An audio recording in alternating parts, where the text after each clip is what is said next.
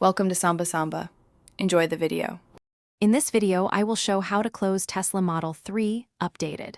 Start by standing at the driver's door, check the window is up, and pull the door inward using the interior handle until you hear the latch engage. Then step outside and give the door a steady push to seat it fully.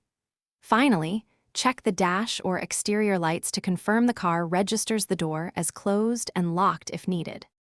Softly closing a Tesla Model 3 preserves seals and prevents rattles while keeping the latch aligned. Use a controlled push instead of a hard slam and let the mechanism catch the striker gently. If you notice resistance or misalignment, stop and inspect hinges and weather stripping rather than forcing the door. Regularly check for debris on the latch and clean with a soft cloth so the door closes smoothly every time. Many Model 3 settings help confirm a proper close and keep you informed. After seating the door, use the touchscreen or key fob to verify doors are locked and listen for chimes that signal a secure closure. Watch indicator lights on the dash for confirmation and enable any door open alerts in settings.